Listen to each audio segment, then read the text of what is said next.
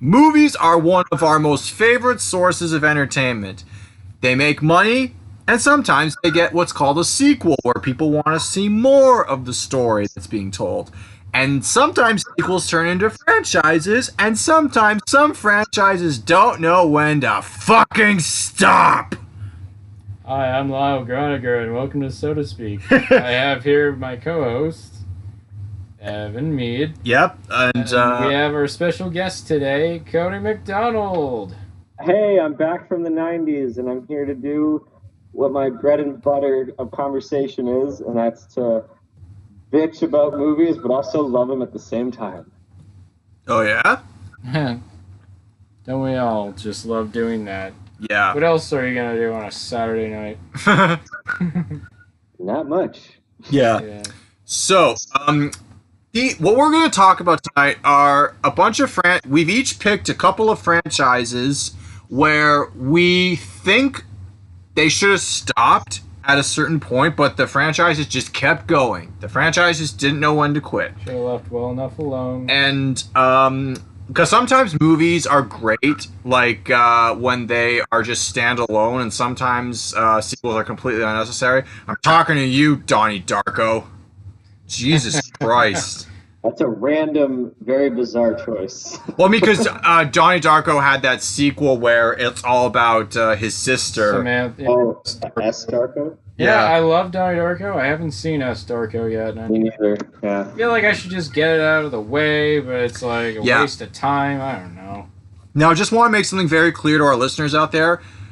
We're just not going to have the time nor the patience to get into big franchises that are still ongoing, like Star Wars, Star Trek, or... Well, I think the point of this exercise is we're talking about franchises that just should have stopped. Yeah, but I wanted to bring up Star Wars and Star Trek because a lot of fans feel like they should have stopped a long time ago, too. But if we get into that territory, it's just going to be too controversial. That's a video for another day. Yeah, definitely a video for another day. So we each picked one franchise for tonight anyways. So... what do you think? I can start. Yeah. What franchise do you want to talk about that you felt should have died at a certain point? Alien. Alien is a franchise created by Ridley Scott based on an idea by Dan O'Bannon. It was a pretty revolutionary film for its time, and back in 1979, I want to say. Was that when it came out? Yep, 1979. Yep. Oh, nailed it. Nice. Very, very atmospheric, very creepy, very disturbing. The idea of a xenomorph which could implant itself into your body and lay eggs in your abdomen, ready to burst at any moment and feed on the remaining survivors. Pretty fucked up. Yeah. The first alien... Such a heartwarming tale. Oh, I love it. Do go on. Anyways, the first Alien is a bit of a slow burn, but it was a major success.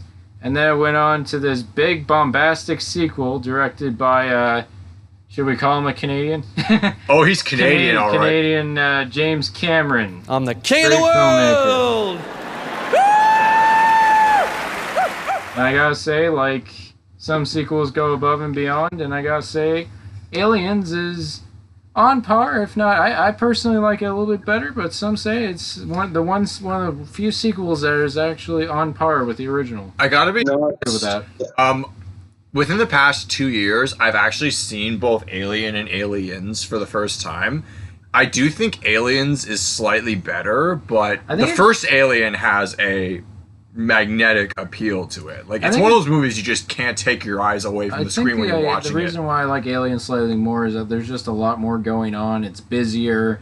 The screen is literally filled with aliens at times. Also, it does exactly what a good sequel should do to advance the story. It broadens the horizons of this tale. Ripley comes into her own. She becomes a way stronger character, and she's like a total badass by the end. She fights off an alien queen almost entirely by herself. That's another thing. Instead of seeing one xenomorph in this movie, you see many xenomorphs, and then you get to fight the queen. Yeah, that Get away from her, you bitch! that S at the end of the second movie actually means something, which I thought was clever. But, and while Alien and Aliens is excellent, ended on such a high note, you know, we don't know where our heroes are going to go next, but, you know, maybe they'll encounter more. Maybe we'll see what happens to them. Maybe they have, you know, a happy ending.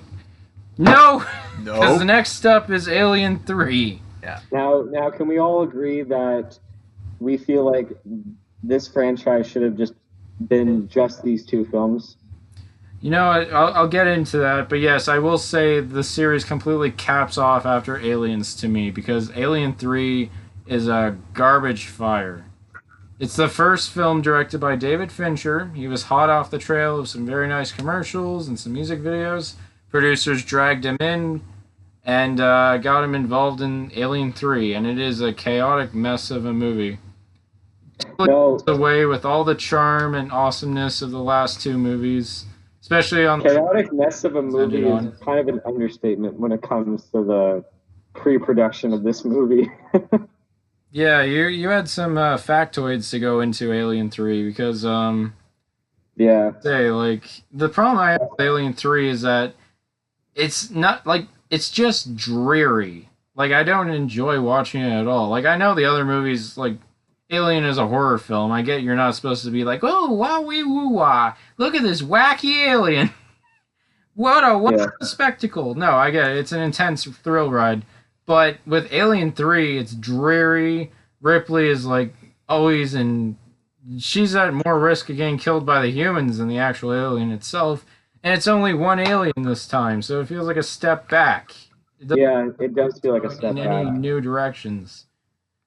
I mean, I guess it kind of looks... Would you say it looks nice stylistically or not so much? I can't really say. I mean, it definitely has like a flair of early Fincher that we would definitely be more used to today in terms of his style, but it depends on what you want to look for, and that's what's so frustrating about Alien 3 is that if you want to judge the film, it's kind of hard because there's the theatrical cut, which Fincher wants literally nothing to do with, and I'll go into that a little bit more after I say this point. I think that's the only version I've seen. But the assembly cut is what people mistakenly consider that being the director's cut. It's actually not, because Fincher wanted nothing to do with this film afterwards, and he doesn't want to go back to do a director's cut at all because there were so many studio compromises in the production phase of this that like he never got to have any of his ideas to flourish, you know? Yeah, I bet. Like it must be frustrating because it's kind of like what's happening now in modern cinema. It's like you take this young up and coming director, put him in this major franchise, him or her, I should say. But like, and it's such a daunting task that essentially you're kind of being led by the nose by these producers because it's such a major undertaking. So like, it's unfortunate that. Well, I kind of wanted to. It was like that. Yeah, sorry, go ahead. I was just saying, like, it's unfortunate that Fincher started that way. He actually, I read this story. Like after he finished the film, he gave up filmmaking for like a good 7, well, maybe not 7 years, but like a good couple years, and he just worked as a shoe salesman for a little. Oh, I didn't hear about that, but I mean, if you look at the time frame, it would have been just another few years after the release of Alien 3 that he came out with 7. Yeah, no, he came back and did 7, which I think was a good move for him. And that movie kind of gave him, like, I think the experience of making Alien 3 actually really, what's the word? Like, geared him up to get final cut and final say into most of his movies. Yeah, I think it shaped him into a tour, so. Yeah. Well, I sorry, I just wanted to backtrack a bit. I know I kind of share the same thoughts as you guys with Alien and Aliens. Like, Alien is like, I consider that like a textbook definition of like how to do a sci-fi horror film. Yeah. Like, it's interesting to see a movie where you're not really sure what who the main character is because Ripley doesn't really come into play until later on, and Yeah, at everybody the is sort of end, getting yeah. killed off. Yeah, it's like everyone's getting killed off like really randomly, and you there's no one to really get attached to, which is what really works well about it. It is a slow burn, as you mentioned. Like it might click for people and it might not, but I think that's what's so lived in and great about it. Not just the atmosphere and the tone of it, but also the like the art direction in the movie feels very lived in. It's very grungy. It's very slimy. And that also goes into play with H.R. Giger's design of the xenomorph and how I think a friend of mine, actually, Hunter, he mentioned before on how the alien design, the intention was to really make a creature that knows how to like it's a threat against everything that a human can be afraid of. Like it can be violence, like it's just preying on you. It has a lot of like rape tendencies. I know as dark as that sounds, but it's true because it is an allegory for that. The way that the mouth opens up and it penetrates you, and just the head of the xenomorph looks very phallic. Yeah. And with aliens, don't worry, Lyle. I'm with you on this because I'm team aliens. I love aliens. I love that the way this movie plays out, instead of it being a horror sci-fi, it's an action sci-fi. Yeah. And there's a lot more likable characters this time around, and the stakes are changed this time around. Like it's a lot more intense. I feel like it is not a derivative sequel. It is very, very forward thinking. I like the fact that these Marines are introduced. I like how it's like, oh, so people can actually fight in space. And they don't know what they're up against. They think they got it under control. And then, oh, the tables are turned. Now we're being hunted. Yeah. Yeah, it's brilliant. I love it. Yeah, and like even they're not really prepared for it either. Yeah, and Ellen Ripley. But with it, yeah. Yeah. Okay, so sorry, what was that? The first 3 Alien movies. I just want to wrap up with Alien 3 and just say the way it ends is probably the only thing I really remember that well. Like Ripley gets, spoiler alert, everyone, for anyone who hasn't bothered watching Alien 3, but like a chest. You're not missing much. Basically, Ellen Ripley has alien queen embryo inside of her. I forget how she gets it exactly, but whatever. So then Bishop Wayland comes down, and he's like, I want that queen, god damn it. And she's like, no, fuck all y'all. And she sees like, she hangs precariously over like a lava pit, and just as the thing is about to burst through her chest, she jumps off the edge and lands into the lava pit, killing the alien embryo, presumably the last one of its kind, and just wipes the entire slate clean. So Ellen sacrificed herself to save the universe, I guess. I mean, I'm not sure if that was the last Alien, but it seemed like it.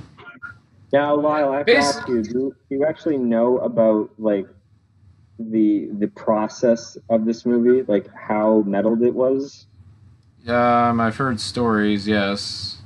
So in 1990, they actually released an announcement teaser for this movie that actually stated, saying, in the summer of 1992, on Earth, everybody can hear you scream, which is sort of like a callback to the initial tagline of the original. The tagline. The original tagline. Space, no one can hear you scream. Cody, just to interrupt, I do think that that tagline, in space, no one can hear you scream, is one of the best taglines in cinematic history. Oh, absolutely. Yeah. It was so good that Andy Weir, who wrote The Martian, even gave Mark Watney a line in the book that said, in space, nobody can hear you scream like a little girl. It didn't make it into the Martian movie, which was also directed by Ridley Scott. Okay, nice. That's ironic, yeah. Carry on. So what were you saying about Alien 3? Oh, just how, well, first of all, they really created like a great premise for the third film. Like, imagine that. Like, the stakes are even changed even better for a third movie. I overheard there was one point where they were going to, like, Ellen lands on a planet made of wood or something. Yeah. So I was going to get into that. So the producers of these movies, Walter Hill and David Giler. Walter Hill. They were the producers of Alien, and then they had their hand on the script a bit with Aliens, and then until James Cameron kind of rewrote it a bit more. So Yeah. them and 20th Century Fox knew that they wanted to make a third movie, but with the only one notion is that it's going to take place on Earth, right? So they hired their first writer, and the first draft was supposed to be just mainly about Hicks and Bishop. And Hicks, it was played by Michael Biehn, and Bishop was Lance Hendrickson from Henriksen, Aliens, yes. right? Yes. So that was the first writer, and it was supposed to be mainly on them because Sigourney Weaver dropped out, and she didn't want to be involved with that movie at all because she felt like at the time there really wasn't much to do with her character. So Fox felt like that first draft of that was too ambitious because there was a lot of action scenes, so they completely like scrapped that and they cut that writer. And then Rainey Harlan was brought on board, and we'll talk Rennie about him Harlan. later. Yeah, we'll talk about him later on with Die Hard, Yes. but he was the first director brought on board after making Nightmare on Elm Street 4, I believe. Yeah, he did the fourth one. And he pitched a few ideas. One of them being like an origin story on the alien planet, and I guess later on that would be Prometheus, but we'll get to that. Yes. And then he pitched an idea of like it would take place on Earth, but it would be centered around cornfields, which kind of sounded a bit cool. But Fox turned all that shit down. And then at that point, I guess Fox hated the idea of it being on Earth, which is like, okay, then why release that fucking announcement trailer? Because you're building up such a huge fan base for disappointment, you know? Yeah, that's not. And then the president of Fox actually came out and said, all right, if you guys don't include Ripley into the script, I'm completely shutting this whole project down. Wow. And Rainey Harlan said, fuck this, I'm out. And he went on to do Die Hard 2, right? All right. So they Wait, get Die Hard another 2? writer on board. As you said, like they were going to have it taking place on this wooden planet, which sounded interesting, right? Yeah, I guess. And it was the first draft to actually have Ripley in it, right? Yeah. And the whole planet was supposed to be inhabited by monks, but then later on a new writer was on board and changed it from monks to a prison filled with monks. And it was a complete disaster. And then finally, like this newcomer who has no idea how to make a big film, David Fincher, he's only coming off of just doing music videos. And finally, they got another writer to do another rewritten script of it taking place on a prison, adding on Sigourney Weaver to the script. And then basically that was the shooting script. And even going into the production, the two producers, Walter Hill and David Giler, were actually like rewriting the film as they were fucking shooting it, right? Wow. And do one of you guys now want to take a wild guess on how much money they spent on pre-production and development for this movie before even shooting a single frame? No clue. It's kind of a shot in the dark. 20 million. Yeah, a little bit too much, but Okay. $13 million. Okay. I was off by just a mere 7 million. But that's fucking unbelievable. Like, I actually, as you could tell, like, I find the making of this movie much more fascinating than Alien 3, the film, because it's such a frustrating waste of potential. Yeah. I think if I had to be honest, it's probably my least favorite entry in the franchise. Just because it doesn't really work. It could have been like a drama sci-fi, you know, like the first film, the first Alien being like a horror sci-fi, and Aliens being an action sci-fi. Like this could have been like a solid drama sci-fi, had have been more compelling and more interesting. But like it was just so dull, and it was, I don't know, it didn't really have a lot of weight to it. And also, we'd be fools not to mention the biggest sin that this movie did right off the bat was killing off Hicks and Newt and Bishop right at the very beginning off camera. Yeah. I still like how Michael Biehn, who played Hicks in the Alien film, despite, I think he was, I don't know if he was, what the term is, it's not paid to scale, but he was basically like pay to play or something. Like, either way, he was going to make money. And he actually got paid more for almost being in this movie than he ever did on being on Aliens. That's so funny. That is so fucked up. Yeah, that's so fucked. Yeah, no. And also, they huge missed opportunity to drop Newt and Hicks. Bishop shows up a little bit, but like not much. Yeah. Yeah. I don't know. Oh yeah, that's right. No, Bishop you is in the think- movie. I forgot about that. Yeah, You I think forgot killing Bishop off was the main character is that all you have to say about Alien 3? Should we keep going? I feel like we kind of like stood on the We Alien have like 3 a for few while. more. You haven't even talked about Yeah. the Alien versus Fuckface movies. I'm not talking about Alien versus Predator. Yeah, we're not counting those. Those aren't Shoot. counted. I don't even care. That's kind of its own separate entity because it's technically it's a crossover. But yeah. Moving on. So Alien 3, you kill off Ripley. She's done. She's brown bread. You know? How do you But thanks to the miracle of go cloning. from a dead character? What are you gonna do with the story now? Well, I tell you what, you resurrect it. Alien Resurrection. Alien Resurrection. Now Can I just say I'm the noob here? I've only seen the first two, so I kind of stop. The only movies I've seen are where you feel that you're better off. You are so better off, Evan, and I wish I was you. Yes. Yeah. You did the right thing. But we were too curious, and we let the curiosity get the better of us. Who directed Alien Resurrection? A French director named Jean-Pierre Jeunet, who I actually very, very much like. Oh, okay. He did Amelie. Amelie. He directed City of Lost Children, and he directed this one film I think is very underrated. It's called Delicatessen. It's one of my favorite foreign films. Please check it out, Delicatessen. And it's just so funny that all four of these films, the first four Alien movies, are all directed by like very critically acclaimed filmmakers. Oh yeah, they got talented people on board. That's not the problem. I think it's the writing. They just I think there's just too many cooks in the kitchen or something. Well, do you guys know who wrote this movie? Joss Whedon. Oh. Yeah.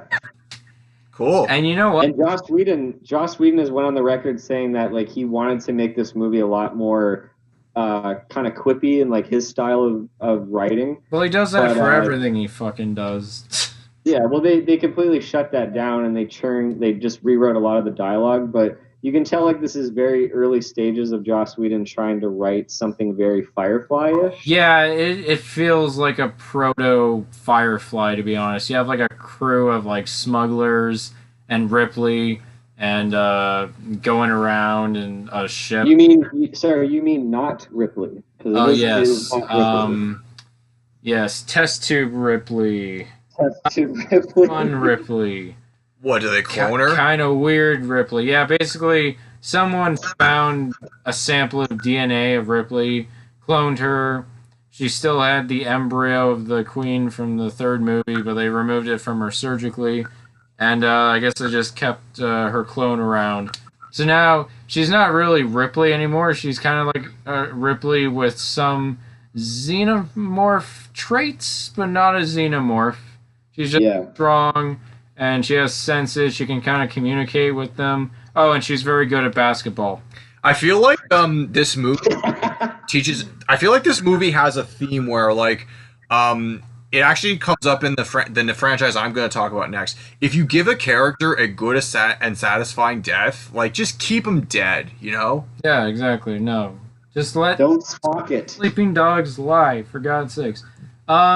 Alien Resurrection, if I'm being honest, I don't hate it as much as Alien 3. I kind of it's a very chortle-worthy movie. Like, I kind of chuckle at a lot of things. Because it's kind of unintentionally hilarious. Well, Alien 3 is so frustratingly bland, and it's such a waste of potential, and I find it hard to get through. But when it comes to Alien Resurrection, it's such a silly, stupid, bland sci-fi action film that it's almost a little bit easier to get through, but at the same time it doesn't do anything new for the franchise, and that's kind of the biggest problem.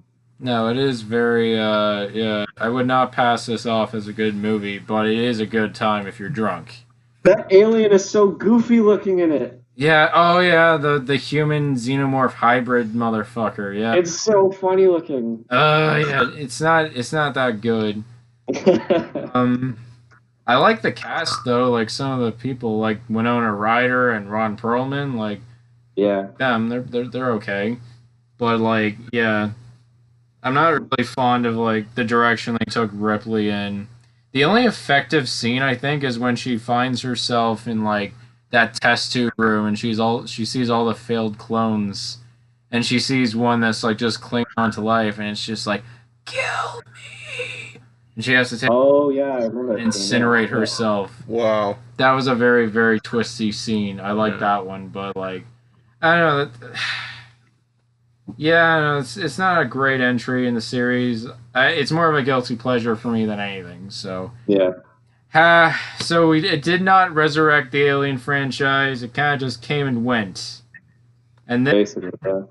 loads of years later, way past the 90s, we got into Alien versus Predator thing. That was a little diversion. I don't even know. I don't even count those, though. They're like high-budgeted fan films. It's like if you got a bunch of action figures and just bang them together. That's all. Yeah, basically. It takes place in contemporary Earth, which makes no fucking sense, but okay. Well, that's because the Predator movies took place in contemporary Earth. Yeah. Yeah, Lyle, like that first Alien movie, yeah, it's like good, it's okay, whatever, it's kind of slow, but you know what we really need? We need to have like a giant pyramid with a predator at the top of it fighting off thousands of CGI xenomorphs. It's so awesome. Oh yeah, that's what I want. Give it to me. Well, because it kind of implies that I think was established in Prometheus. I know a little bit about the story of Prometheus, which is what you're going to get into next. Yes. But the idea that the civilization discovered humanity way before the events of the first Alien. Yeah. Yeah. Let's get into Prometheus. Yeah. Let's talk about Prometheus. I'm going to talk about... So Ridley Scott is back, ladies and gentlemen. And Yay! The triumphant return to the series. And he made 2 more installments, which is admirable to say the least, because it's not too often that a director will return to a franchise. It was like a George Lucas where he made like half the movies in the series. Yeah, or even George Miller when he came back to do Mad Max Fury Road. That's true, yeah. It's kind of cool. Yeah. In all due respect, Prometheus is okay. I'd say both of them are just kind of like this and Alien Covenant. They're just kind of okay. I like Prometheus a little bit more, but yeah. Basically, it's not really Alien. It's kind of more like it's hard to put it on the map of the timeline because it takes place before xenomorphs even existed, and it just explains like these people are trying to understand like how they got. They're basically trying to find the origin of man. So they go to this planet. Yeah. They found this beacon written on a cave wall or something. And they uncovered the engineers. So in the first Alien, there's this really eerie part of the movie where you see this really old fossil of an alien creature, not the alien, but just a different alien that was a victim of what these xenomorphs turned out to be. And everyone was like, well, what the fuck is that? And so Damon Lindelof, who helped write the movie, decided, let's focus on those things. And those are the engineers, and they put their DNA into our water system and created like the first organisms on Earth, and that's where we came from, essentially. And so, it's basically like it sets up the idea of the xenomorph, but doesn't really fully go into it. I gotta be honest, like Prometheus has like it tries very hard to be smart, but there are some moments that just kind of make me shake my head. It's mostly a lot of the character moments, to be honest. Yeah. Like, there's the geologist man. He's just like, I like rocks. I collect rocks. I'm not here for dead bodies, and I'm here to get paid. So let's leave this cave and get lost somewhere so that we can get infected and go turn into monsters. It's kind of silly shit like that. The one good thing I will say about Prometheus is I really like the android character, David. Yeah, Michael Fassbender's character. There's a couple. There are some really. I gotta say, the Alien franchise has some really cool android characters. We've got Ash, played by Ian Holm in the first one. He's back. What? No. I'm talking about just like android characters in the franchise. Confused. Yeah. Ash from the first one, played by Ian Holm, is really good. Very menacing, creepy as hell when he's decapitated and all his milky fluid flies out of him. Ugh. Yeah, no. Lance Hendrickson is like a monotone motherfucking badass. I like Bishop. He's cool. I wouldn't want to see him with a knife, but that's just me. playing that knife game. And then you have Call in Alien Resurrection, played by Winona Ryder. Not the best one, but she's okay. And then we have like David here, who's like, he's just like, he's trying to discover humanity. There's such a level of dark wit to him, because I remember there's the part where like the guy who's leading the expedition is like all disenfranchised. He's like, oh, we had an alien head and my wife blew it up by putting electricity in it. Now I'm all upset because I didn't get to find out whatever I was looking for, even though I made the biggest discovery in mankind. I'm all depressed. And he's like, well, what were you expecting? What do you think? Why did you create me? It's like, because we could. Well, how would you feel if that's what they said to you? He's like, whatever. And then he gets infected with black goo. And I was like, I could go on and on with Prometheus, but at the end of the day, it's fine. The visuals are great. Ridley definitely put in effort, which is nice. I know he has a bit of a weird track record when it comes to his work, but like I can see like he really had his best intentions making Prometheus. Yeah, no, I will say like I actually like Prometheus, and because it feels separate from the Alien franchise, It is. even It's though very it's separate. it's sort of a backstory-ish, but it's sort of it's a movie that still works on its own terms, even if you're not familiar with the Alien like lore, I guess. Yeah. But it's cerebral. I like that type of stuff in sci-fi films. It has a lot of Greek mythology subtext that I found kind of interesting. I mean, it's literally called Prometheus, so yeah. Yeah, like you mentioned like the for both films actually, for both Prometheus and Alien Covenant, David is definitely the best part of it. That C-section scene in Prometheus is fucking intense. It's like basically the chest burster scene. Well, it's trying to prevent the chest burster scene. Yeah, well, no, it's similar to where it's such a intense scene of like what's going to happen kind of thing. Like there's something inside of you, how But every movie really likes to play with that chest burster scene because it was so iconic in the first Alien, and they keep. But here's where I draw the line in saying that Alien Covenant to me is the film that fucking killed this franchise for me. That's what everyone says. Yeah. Surprisingly, everyone loves this prologue, which I do as well. I'm so done because this movie fails at both being a proper sequel to Prometheus, and it also doesn't tie into Alien whatsoever. Yeah, the only thing it does is that it finally shows how the xenomorph came to be. Yeah, like you mentioned, Lyle, like you thought the characters in Prometheus were stupid. These characters in fucking Alien Covenant, they don't even wear helmets on these. They get infected so easily, and I'm like, you moron! On a new planet. I just thought of like Sam Rockwell from Galaxy Quest just yelling, like, "Is there air on this alien planet? You don't know." Yeah. Now, and a fucking shower scene? Really, Scott? What is this? Yeah, that shower scene felt like something right out of Friday the 13th. It was one so other dumb. thing I will say is that I just remember the year Prometheus came out. It was 2012, right? Yeah. There were a lot of like big iconic movies that year, and I was in film school.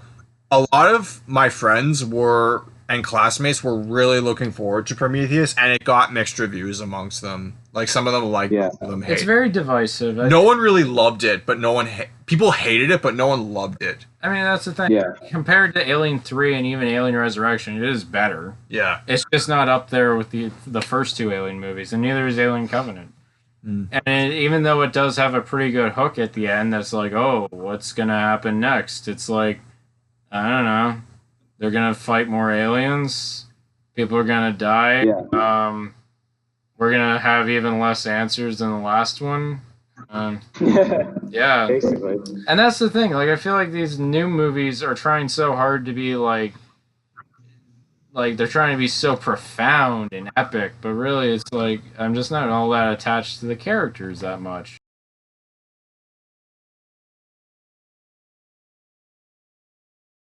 The biggest problem is that we're trying too hard to focus on the alien, but we're not focused enough on like the human element. right? Yeah. Yeah. And just the fact that these films always end off with like this vibe of like, oh, it's open ended. There's always going to be room for continuation. When there really isn't with Alien, because I don't know. I just feel like there's nowhere to go from here. And I guess that they're trying to make another one. I don't know, but I feel like at the end of the day, Aliens is all I need. And just because of how separate Prometheus is, I accept that. But everything else I can go without. Yeah. Well, it's interesting because someone, a mutual friend of ours, his name's Hunter, brought up a really, really interesting idea. It's kind of radical, but I think it could work.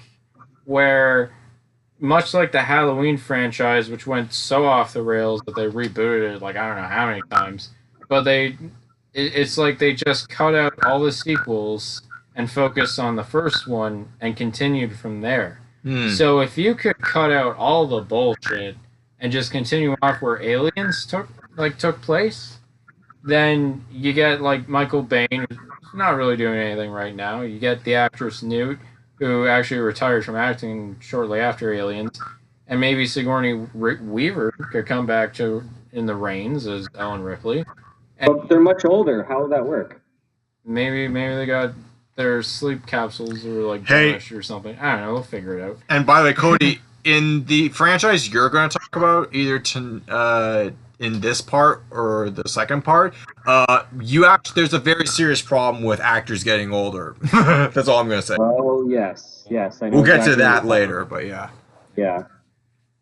Yeah. I don't know, man. James Cameron set the bar so high.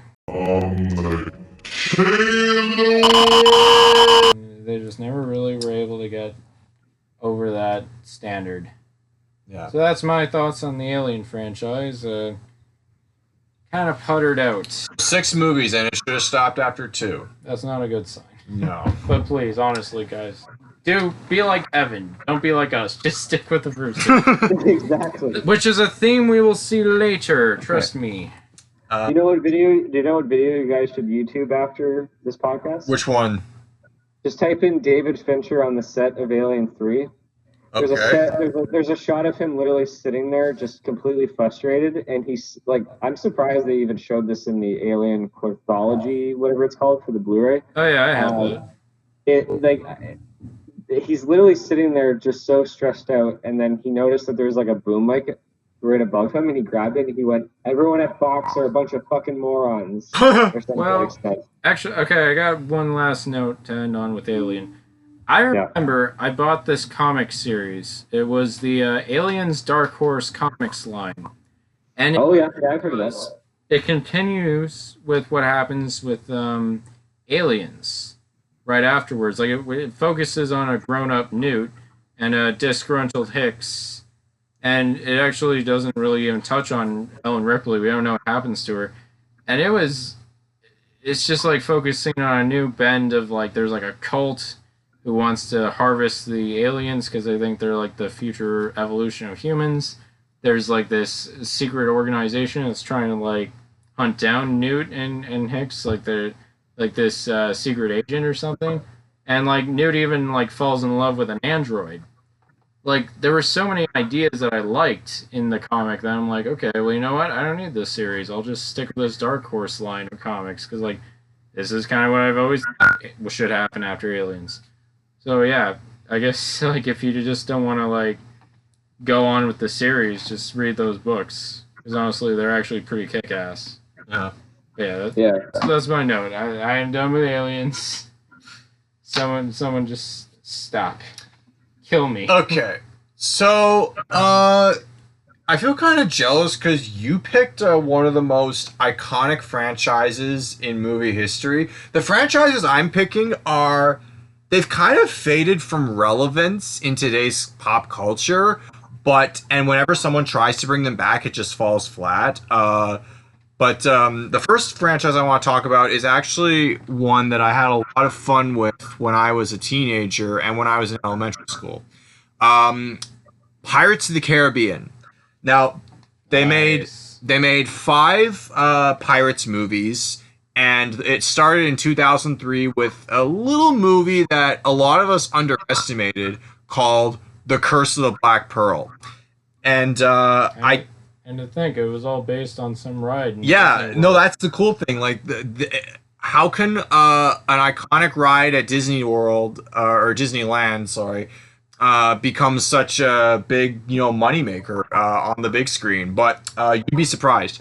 The first entry into this series, Curse of the Black Pearl, is actually one of my most all-time favorite action adventure films. I watched it the summer after in between elementary school and high school. I actually watched it once or twice a week, every week that summer, and that's when I really started to love the movie. I saw it in the theater because in 2003 when it came out, because my mom is a huge Johnny Depp fan, or was at the time, and when she heard that Johnny Depp was leading this movie, she's like, yeah, we're going to see it.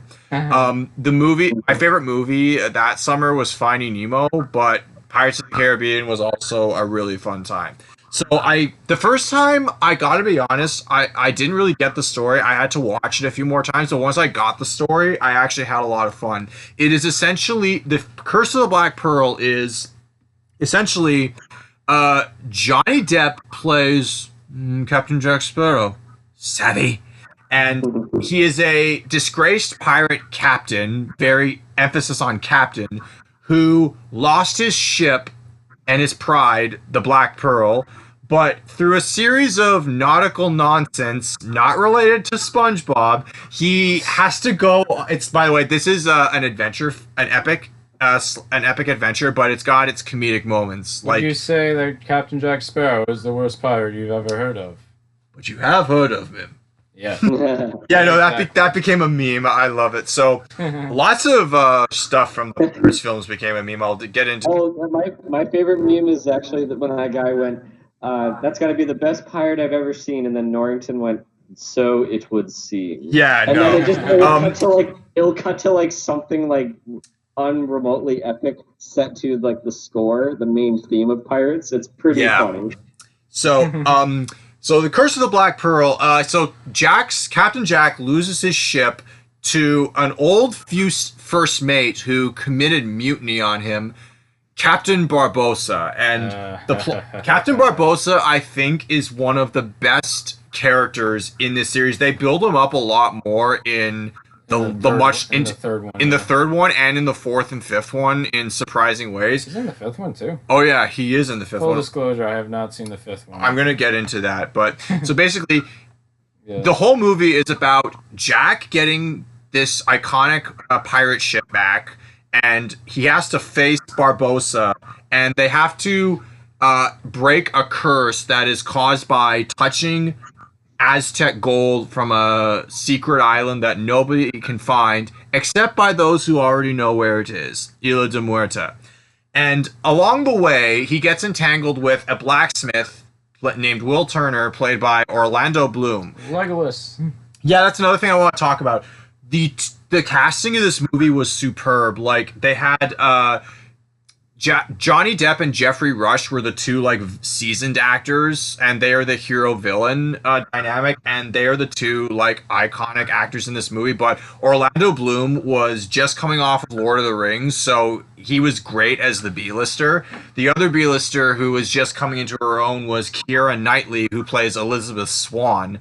And Elizabeth Swann is the damsel, but she's not really a damsel. This was like she gets captured by the crew of the Black Pearl and taken to the island, but Will wants to rescue her and Jack wants to get his ship back, so the two of them team up to go get Elizabeth, and they learn about the curse with the Aztec gold and how it's how to break it, and how there's like a bloodline that Will is a part of that can break the curse. So it's really a thrill ride of, and by the way, it's a thrill ride of, what the movie does with its characters, and the fact that, and Jack wants to get a ship back, but along the way, you get to really like want him to have a ship back when you see like how what kind of a character he is and how much fun you can have with him. The villain Barbossa is really good. Like, he wants to break the curse with the Aztec gold. And just to elaborate a little bit on what the curse is, Barbossa and his crew are cursed with living death, which means when they're exposed to moonlight, they turn to skeleton, like walking skeletons, and you can't kill them. But when they're not in moonlight, nothing can kill them. You stab them, they don't die. You shoot them, they don't die. So, but the sad reality of this curse is, even though they're immortal, they cannot feel anything. They can't taste food. They can't taste drink. They cannot, experience the lust of a woman. You best be believing in those pirate stories, Lassie. You're in one. You're in one. Yeah. Oh, that's a great scene. And you're getting into something I was going to talk about. The musical score, Hans Zimmer. Fucking good. This is without a doubt one of the most. This is without a doubt one of the most iconic musical scores in cinematic history. Yeah. And just to give you an idea of the impact the first movie left on me as an audience member, the score was in my head for many years after that. In the film industry, it actually outperformed. It made a killing at the box office, and not only that, it actually got some Oscar recognition too. It got tons of nominations in the technical categories, makeup and sound design specifically, but what surprised everyone was Johnny Depp got a nomination for Best Actor in a movie that was based off of a ride in an amusement park. That is insane. Yeah. So not to side away from anything, but just a callback to the previous franchise we were talking about. Sigourney Weaver was nominated for an Oscar for Aliens. That's right. Yes. Yeah.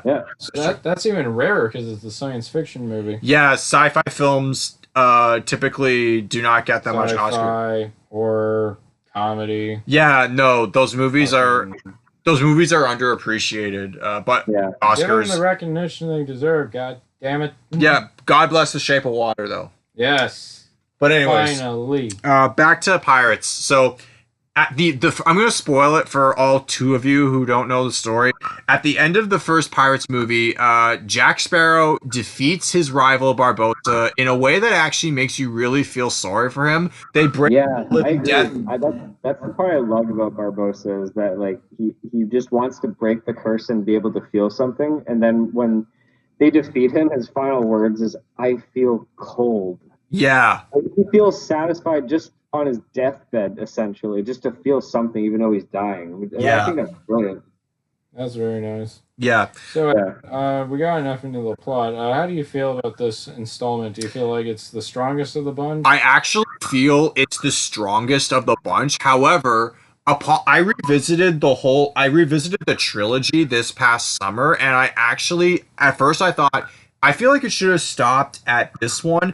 But for an interesting reason, I actually feel like the trilogy is justified, and I'll tell you why. Because at the end of the movie, he gets the Black Pearl back, and Will and Elizabeth fall in love. But when you see Jack get the Black Pearl back, you know that the door is open to all kinds of adventures at sea that he can have with his ship, and see him enjoy himself all along the way.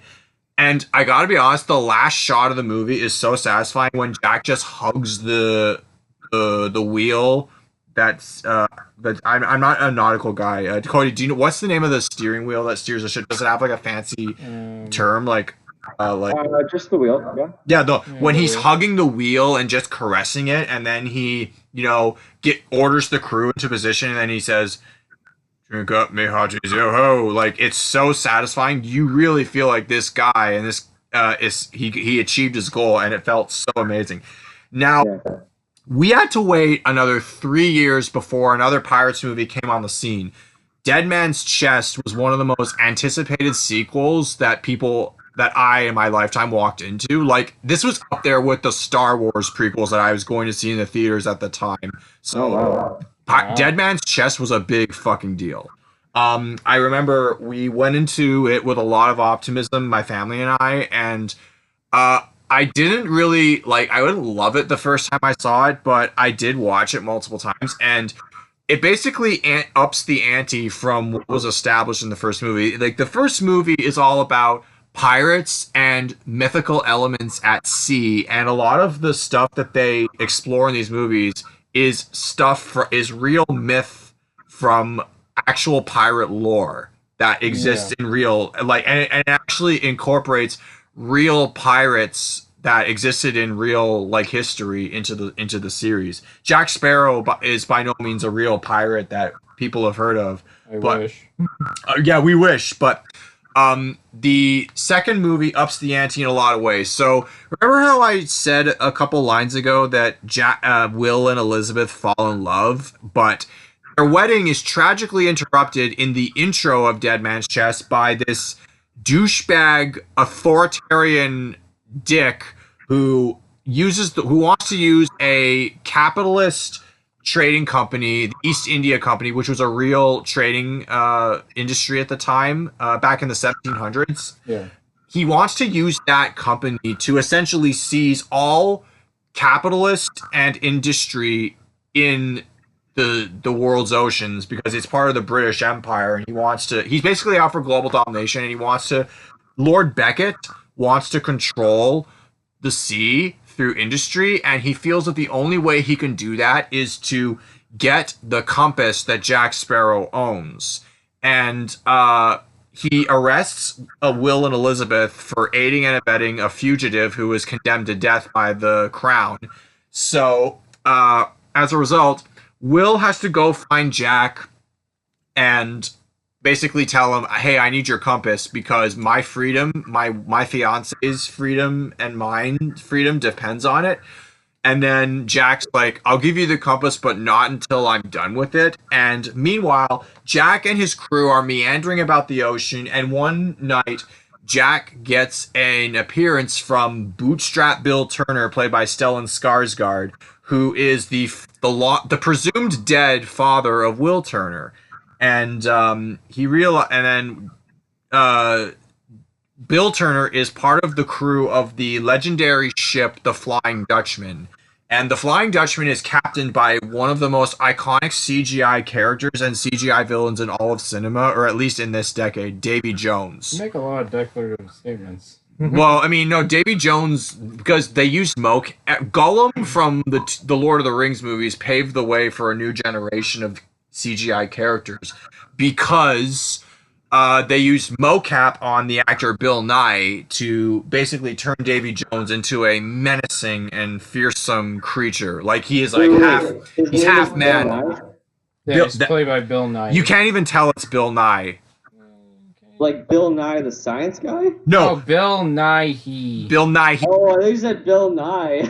It's pronounced. They're pronounced almost identical. Their names are almost identical. No, David. Sorry, go on. Science Guy from PBS. No. Bill Nye, the British actor, who he was in Love Actually, who also had Keira Knightley. He's been in a bunch of things. No, he's well known. Yeah. Yeah, he's really good as Davy Jones, and he's just icky to look at. I wouldn't want to be too close. So the plot of this movie is essentially Jack made a mythical deal with Davy Jones, who is essentially the Dark Lord of the ocean. He controls he controls the fate of those who live and die at sea. Yeah. And he apparently made a debt. He made a deal with Jack Sparrow 13 years prior to give Jack the Black Pearl to basically do as he will for however long. And the deal is, but Jack owes Davy Jones his soul. But in exchange for getting out of this debt, Davy Jones gives him a deal. You collect 100 souls for me, and then our debt's paid off. So Jack has to go harvesting a bunch of souls, and he goes to this hilarious island that was in the first movie, Tortuga. Tortuga is basically this shithole in the middle of the Caribbean. No one obeys the laws there. It's basically pirate heaven where people just do whatever the fuck they want. It's actually a comic relief location. It's a funny place. Yeah, Tortuga's really funny. So they go to Tortuga and pick up a bunch of, unsuspecting souls that just want to be pirates. And they go back out to sea, and they pick up Elizabeth, who is looking for Will, because Will goes out to find Jack. And I'm sorry if I feel like I'm kind of meandering, but the plot of this movie is... Do we need to go through the entire plot of Pirates? It's kind of ropey. Yeah, it is. And there's even one part, I don't know if it's in the second movie or third movie, where the two guys, Pinto and Rigetti... Oh yeah, them. My favorite characters.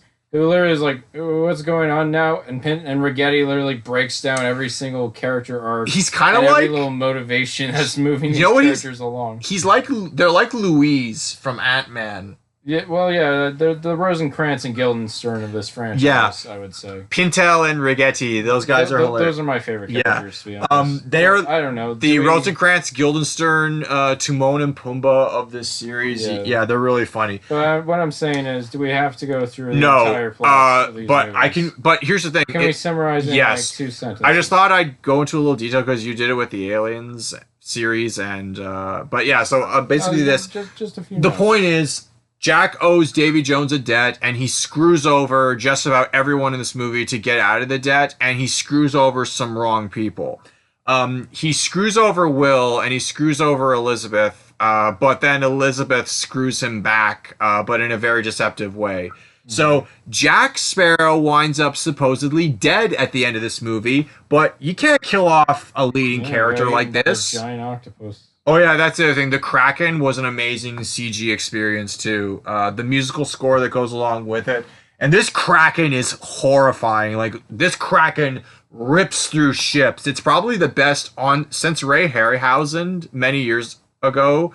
This is probably the best on-screen adaptation of the Kraken that you'll ever see. Yeah. Well, his Kraken wasn't really an octopus. It was just a 4-armed sea monster. Oh yeah. But yeah, it's a really good giant. It makes me not want to go in a swimming pool. That's for sure.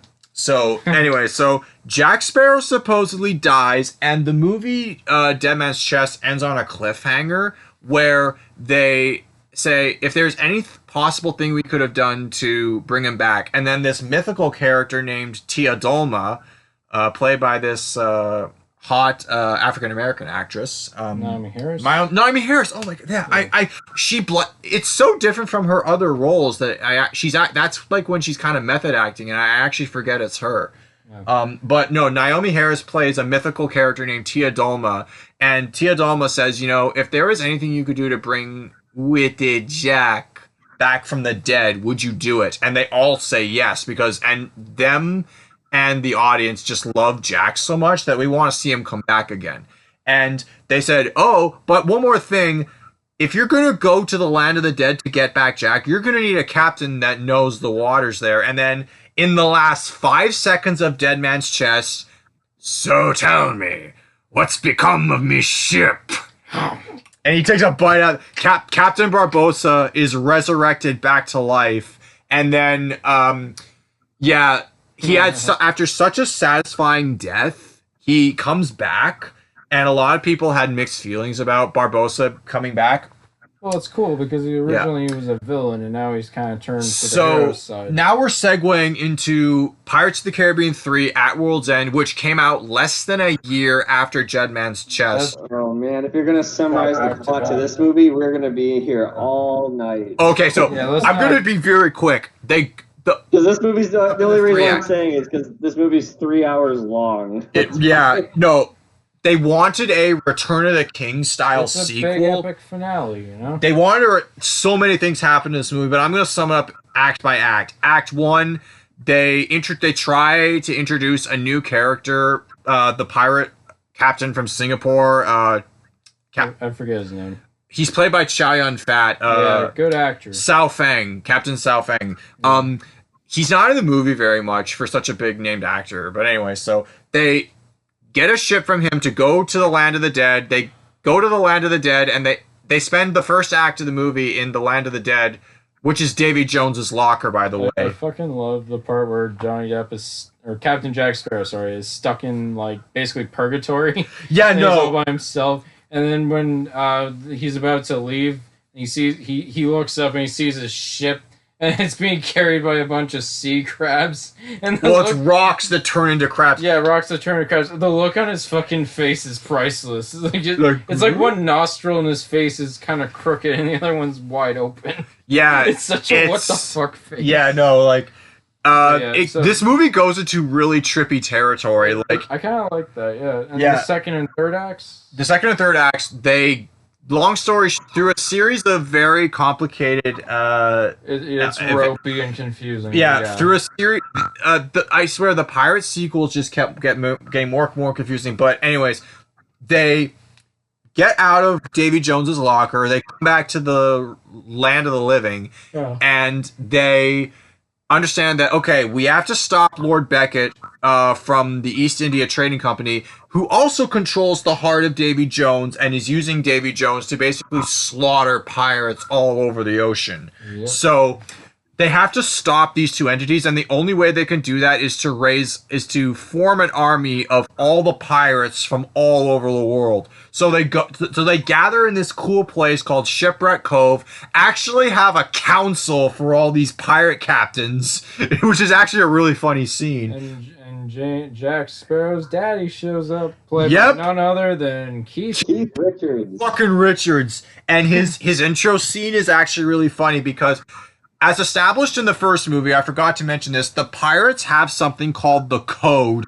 and Barbossa kind of dismisses it as more of guidelines than actual rules. But then, and quite often you'll hear the quote, hang the code and hang the rules. This one captain says, hang the code, who cares? And then Keith Richards' pirate shoots the guy, and then he blows the pistol from smoke and says, code is the law. You're in my way, boy. And then, Keith Richards has like 2 lines in the whole movie, but that got bums in seats. I remember, because my mom was also a Stones fan and a Johnny Depp fan, so it's funny because Keith Richards was a major influence on Johnny Depp's performance. Yes, which is out of his mannerisms. Yes, that's very true. Now, and the third act is basically Davy Jones and Beckett versus all the pirates. So basically, they have a Return of the King style battle. I swear Return of the King and Lord of the Rings in general just made every franchise in the 2000s want to have armies just thrown at each other, because Lord of the Rings did it so well, other franchises want to have armies just go at each other. So a pirate army and the Royal Navy plus Davy Jones go to battle. The fight's actually quite epic, and the stakes go really, really high. In order to win this battle, you have to kill Davy Jones, and the only way you can kill Davy Jones is stab the heart, which is in the dead man's chest. But there's a catch that is revealed early in this movie.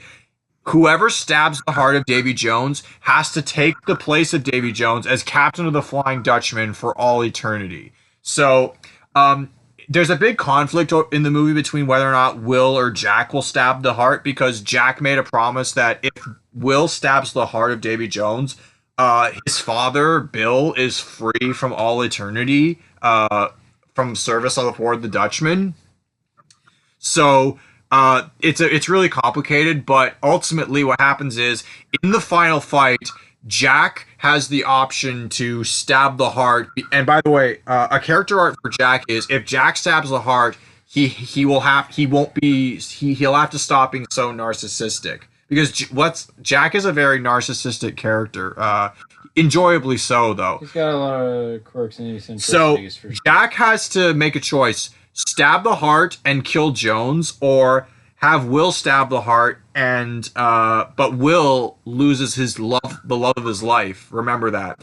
But ultimately, Davy Jones simplifies things by stabbing Will in the heart and killing him, but then Jack throws the blade into Will's hand, and he has Will stab the heart with his last ounce of strength.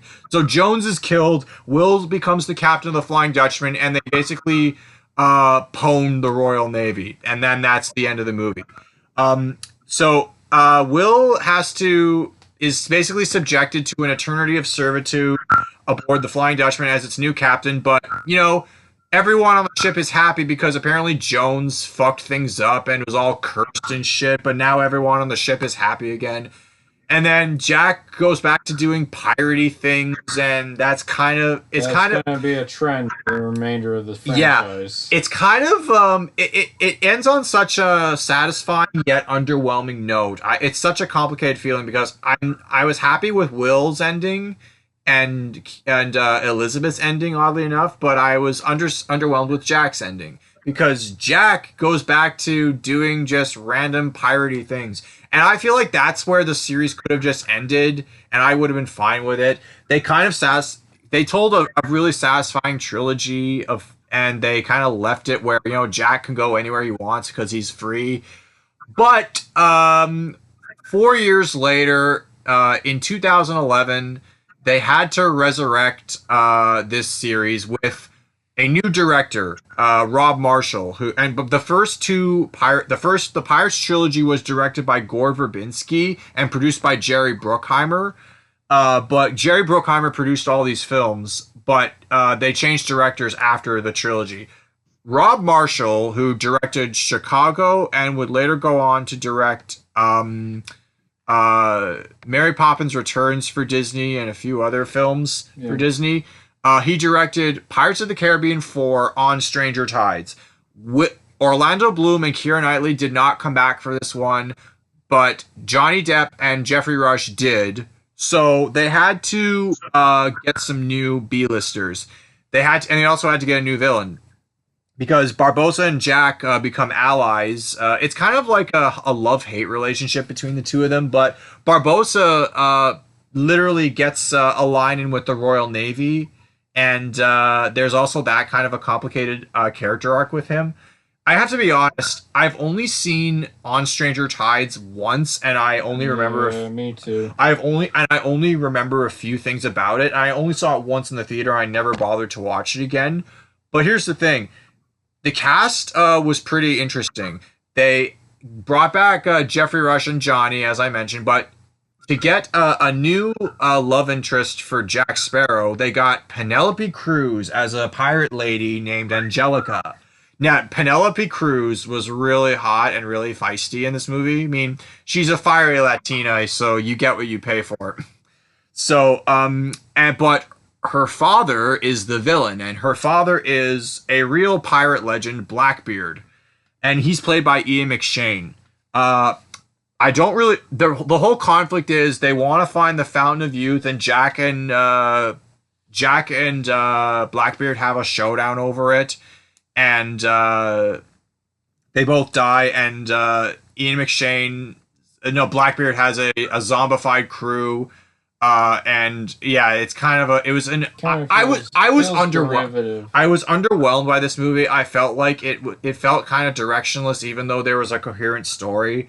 It felt like they were just kind of milking this franchise for whatever it was worth. And this is the part where, like, I felt like they were just kind of drag the story out. But they find the Fountain of Youth, and this is the first movie where Jack does not have his ship, the Black Pearl, but he gets it back at the end. But with a twist, it's shrunk into this little ship in a bottle. So he can't really do much with it until the next movie. Oh, God.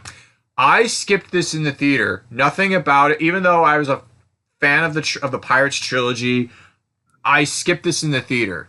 I skipped the fifth movie, Dead Men Tell No Tales, which I think on Disney Plus they changed the title to Salazar's Revenge, but it is still called in the movie title on Disney Plus on Dead Men Tell No Tales. Interesting. They should have just changed the title of this fucking thing to Dead Franchises Tell No Good Stories. Yeah. That's good.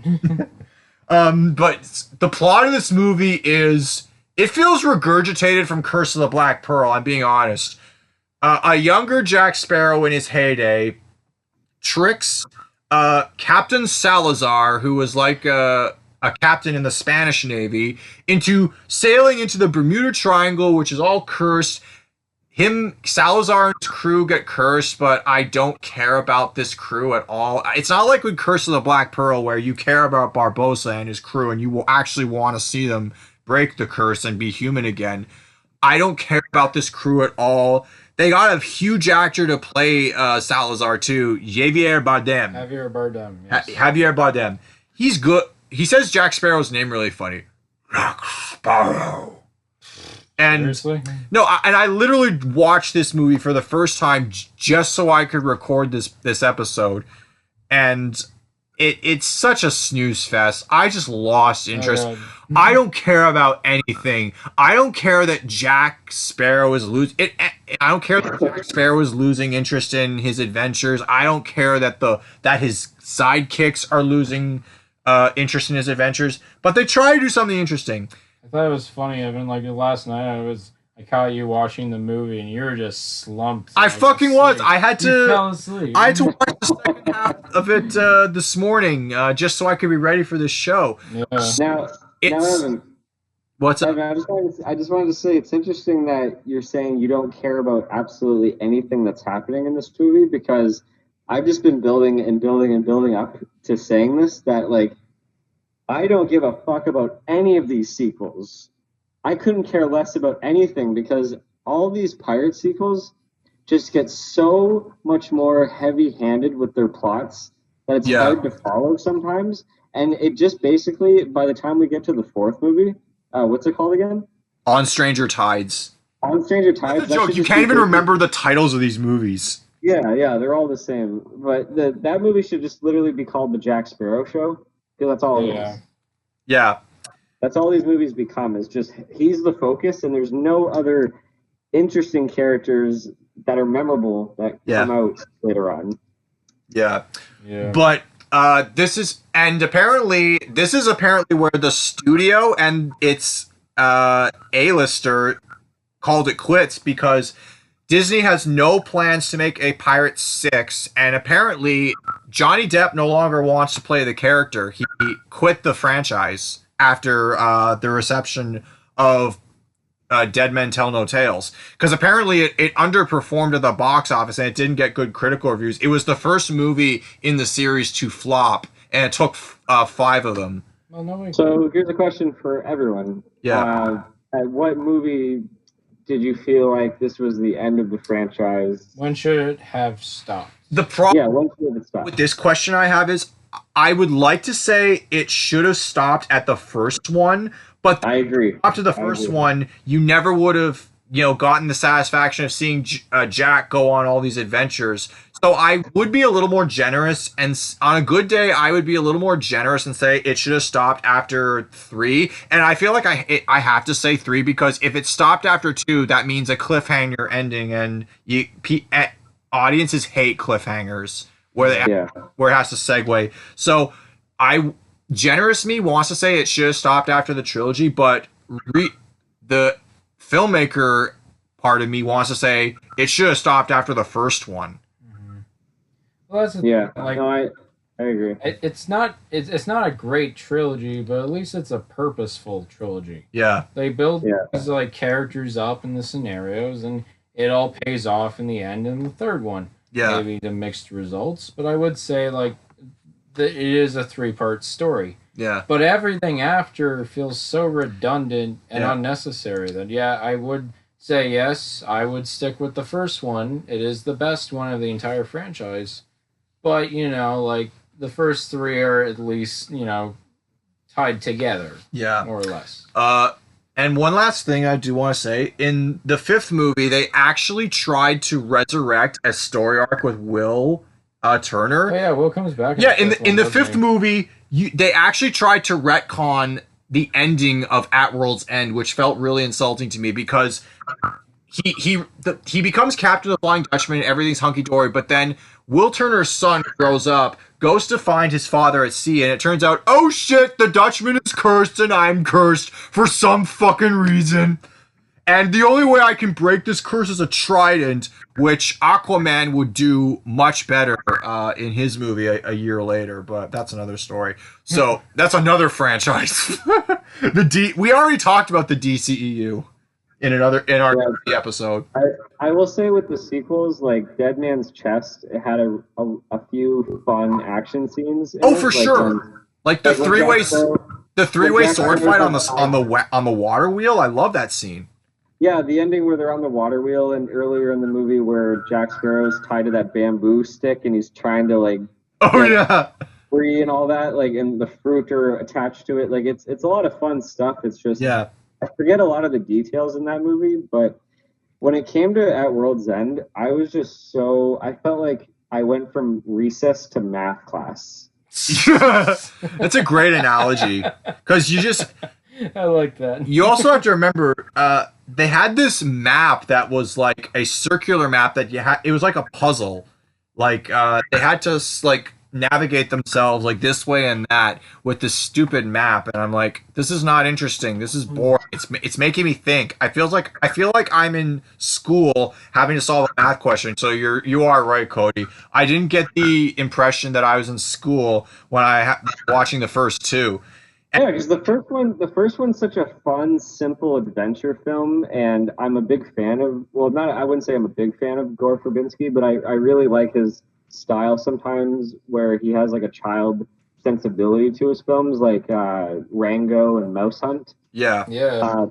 But with this film, or with the first movie, I would say just stick with that one because it works so well in simplicity. And yeah, by the time we get to like at World's End, it's such a overly long, bloated, climactic movie that I just felt so tired by the end. And then I can just want to say I saw on Stranger Tides in the theater. That was the last movie that I saw. I didn't see the new one. I didn't care. Same. I saw on Stranger Tides in the theater, and I can't remember a single frame from that movie. It just saved my life. Yeah. Wow. It was almost like I didn't even see it. Like, I swear, I saw it, but I didn't see it because there's nothing that stuck with me. I think there were mermaids or some shit. The mermaids were the only good part of the. Wait, no. Hey guys, this is the best way of saying it. Remember the episode Bart gets an F in season 2 of The Simpsons? Yeah. Him trying to describe the plot to Treasure Island. It's about these pirates with patches over their eyes and birds on their shoulders. Yeah. That's basically the plot to some of these movies. Yeah. Yeah. No. And by the way, the second Pirates film, the fifth Pirates film, Dead Men Tell No Tales, actually had 2 directors. No wonder it felt like such a messy movie. So, Evan, I guess if I had like any last comment, what would you think? What direction do you, if they had to keep going with the Pirates movies, what direction do you think they would take to improve the franchise? Right now, it is at the same number of films as the Jurassic Parks franchise. So if they're going to make a 6th one, I say, well, actually, no, they can't. They can't. Spoiler alert from Dead Men Tell. This title's such a fucking mouthful. The last one, Dead Storylines. Barbossa actually dies, and it also is revealed that Barbossa had a daughter. That's in the movie. It was kind of shoved in the 5th movie, but yeah, Barbossa had a daughter all along. Right. I suppose if they do want to continue this franchise, same universe, new characters. Yeah, no. That could work. So, are you saying don't do it? There is actually no wait. There is talk that they do want to do a 6th one, but with a female pirate lead instead of Jack Sparrow. All right. So new people. I'm all for that. Yeah, completely. That's the problem is that like in what is it called? The second one again? I forget what it's called. Dead Man's Chest. Sorry, Dead Man's Chest and at World's End. I remember going, why are these characters back? Yeah. Why is this person back? Why is he here? Why is this person here? Like, I just like, why are they here? Why are they back? Where are the new people? And then when they introduce new people, they don't stick. Yeah. They're not memorable. So if they're gonna do a 6th movie, I would have it be like, a completely new adventure, but something that gives the series closure. Like, let's say there's a female pirate who idolized Jack Sparrow and wants to be just like him, but then she discovers through a series of events that she can't, and then she just, says, okay, I had my fun, that's it. But we, our audience, had like one last fun romp. Like, create a new story rather than just resurrecting curses. Because that's all they can do. Like, after the 3rd movie, it was all regurgitated curses and eternal life and immortality. Do something different. Like, create a simple story where it's just like the Royal Navy has a bounty on your head. Make it like The Mandalorian, where you're just like, it's like a Western Sea. That's the only way a 6th pirate movie could be good. simple Western sea movie. a simple like Western at sea where not that many mythical elements. You're just outrunning the law. Have it be nice, simple, and fun. Have some cool practical stunts with new characters, and then just be happy you saw one last installment to this franchise, just for the novelty of it, and then that's it. Yeah, That's the only way I can see a sixth pirate movie working. So for now, can we all agree the rum is gone? Why is the rum gone? The rum's gone. Why is the rum always gone? Okay. So what's next, Cody? What do you want to talk about? All right. So my franchise is. Do you guys happen to know this one guy by the name of James Cameron? I'm the king of the world! We brought him up in the past, yeah. Yeah. He's this guy that made these like smaller films. You probably heard of them. I think it's called Avatar and Titanic. Oh man, those movies had like the crappiest budgets and production design. Man, they didn't put any time or effort into those. And what the hell is up with the over reliance on CGI? The special effects, man. Oh, so terrible. Totally not like cutting edge or revolutionary. Okay. Anyways, so James Cameron back in the early 80s, I would say, he started after he was a truck driver and scraping gum off of the desks of schools. He finally gets jobs at Roger Corman's company as a unit director and a special effects guy. And then he landed his first directorial gig doing Piranha 2, which is a sequel to Piranha that was directed by Joe Johnston, who would later on do Gremlins. Oh, yeah. And he with Joe Dante. What is it with James Cameron taking over? What is it with James Cameron doing sequels like that to movies that other people did? Like, well, no, he did the first.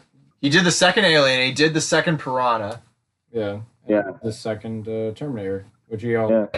Yeah, but to be fair, that's it. Well, yeah. I said Joe Dante, right? The first Piranha. Have we seen Piranha? No. I personally haven't seen the Piranha movies.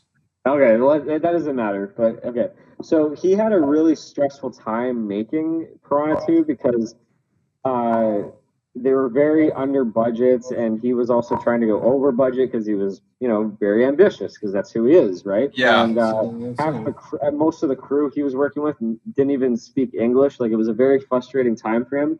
And later on, he gets fired from this movie, and there's like a rumor and a myth that he was like trying to break into the editing suite to like literally edit the film himself because he was so frustrated from it. But so he had such a stressful time making this, and he was also stuck wherever he was filming this. He couldn't actually go back home. That one night he had a nightmare, and it was a skeleton that was an endoskeleton engulfed in flames, and it was coming towards him, and it was relentlessly coming towards him.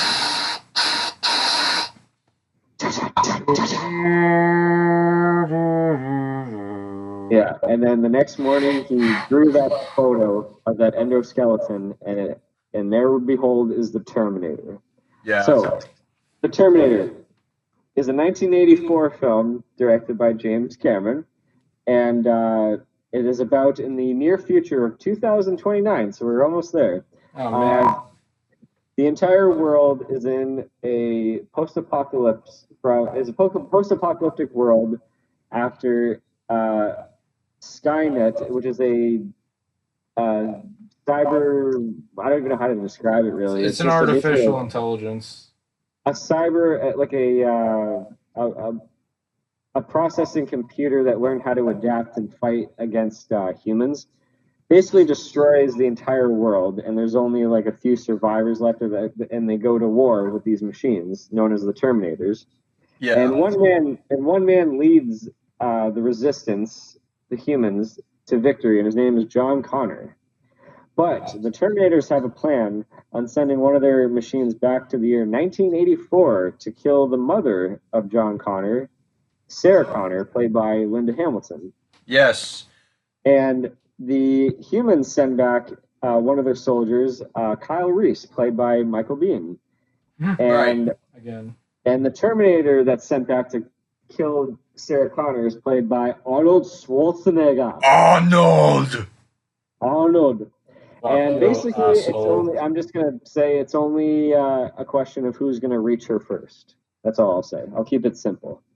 Yeah. So, It's a the very Terminator, good game of cat and mouse, that first movie. do you guys know who almost was cast as the Terminator? Wasn't it like something crazy like Kevin Costner? No, even worse. Who?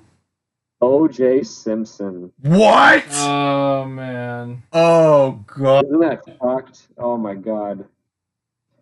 Yeah. I find that hilarious.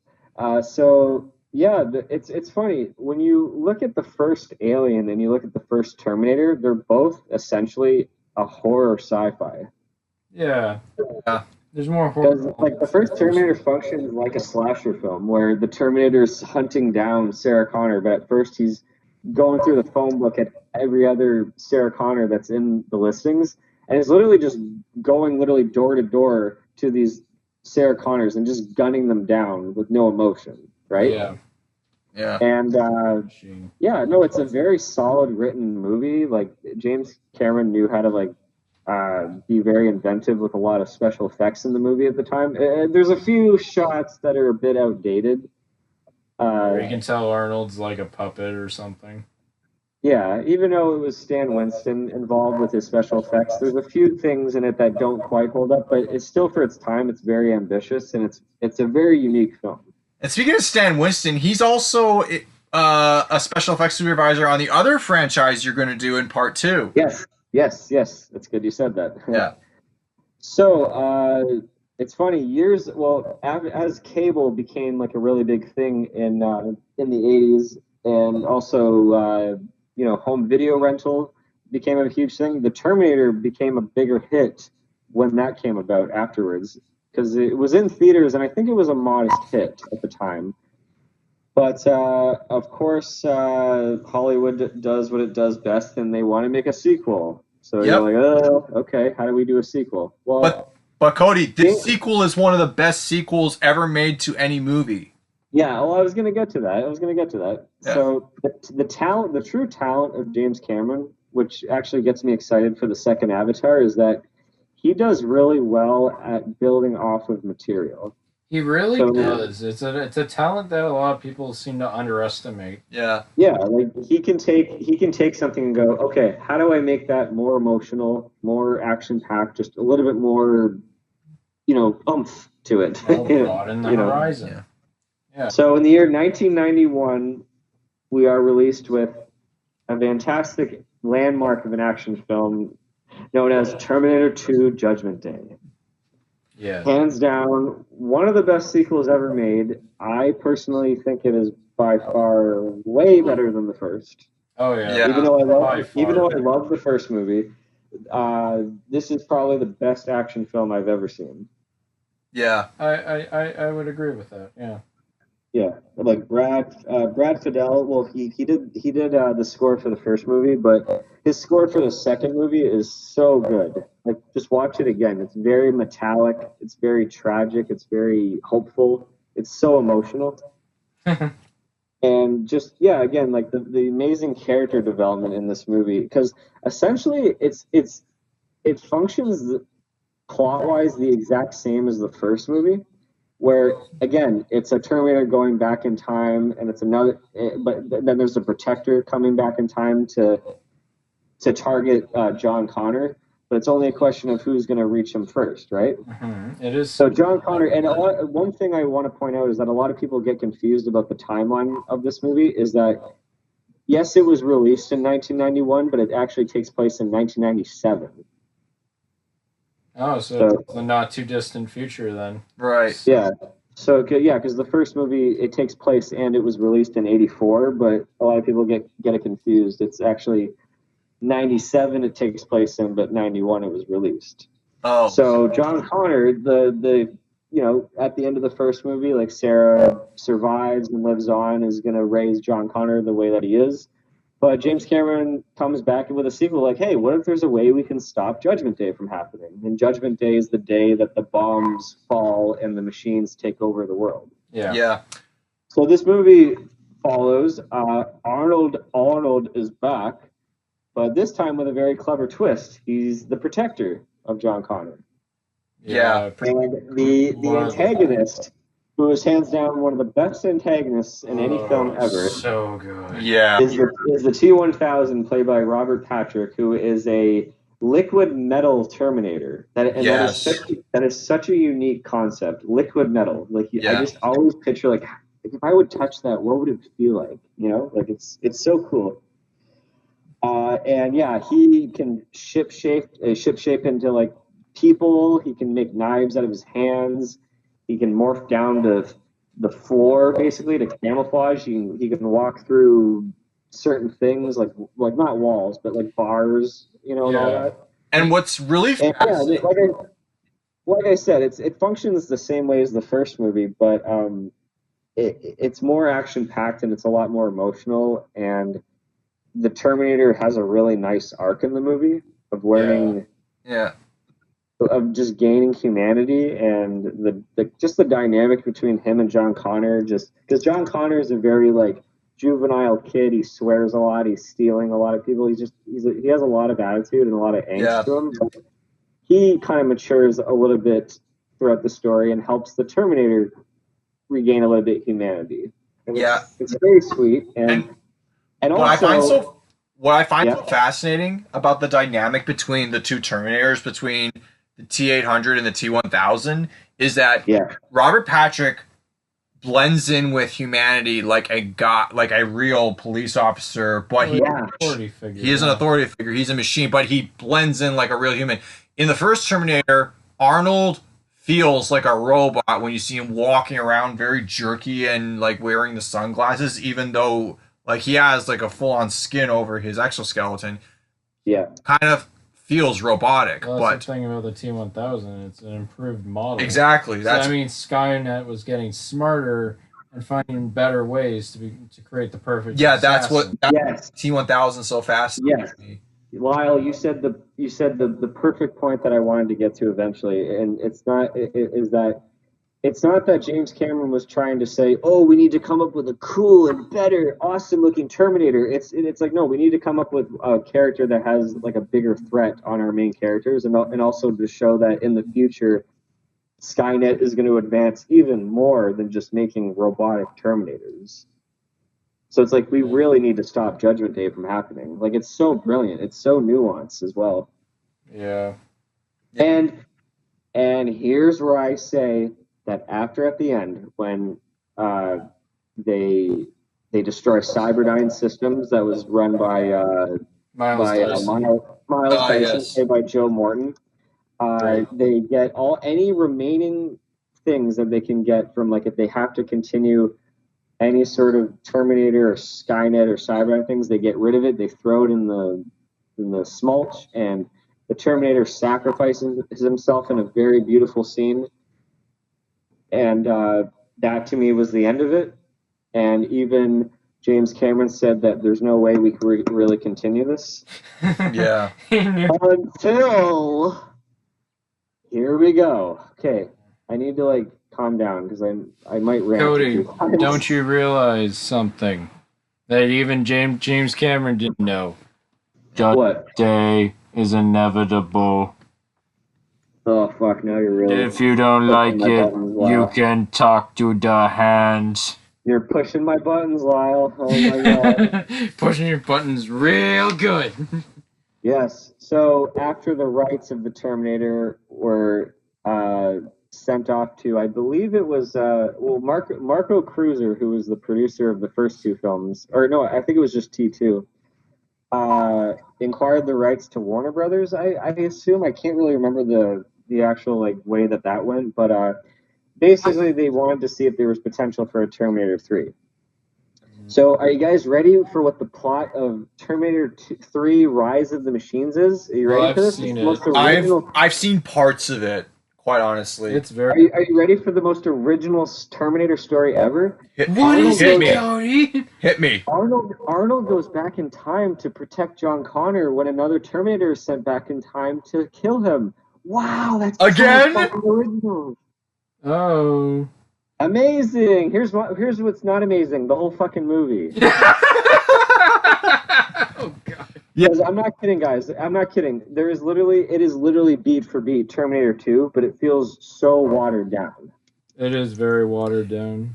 It has a very terrible sense of humor in it. But yeah, as you said, the talk to the hand and picking up the glasses, which, by the way, the first Terminator, he puts on glasses because he cut out his eye because it was damaged, and obviously he couldn't be walking around with like a fucking, red eye Terminator looking eye. So wearing the glasses is a great disguise, and it created a look to it.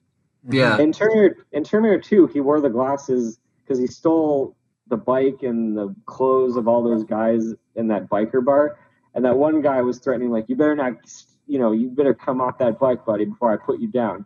He takes his gun. Arnold just takes his gun without saying a word, and then just takes his glasses without saying a word. Is it like a way of saying, "Don't fuck with me"? Right. Yeah. So I'll take It was a flourish. In the third movie, he picks up he goes to this like stripper bar, clothes, which is like, ha ha ha, it's a male stripper. He's wearing male stripper clothes, ha ha ha. And then in the pocket of one of those the male stripper outfit is like these like star glasses he puts on. So ha ha ha. Wearing star glasses. It was literally a fucking parody. Yeah. It was a joke. One thing I'd like to. That's true. It is like a parody.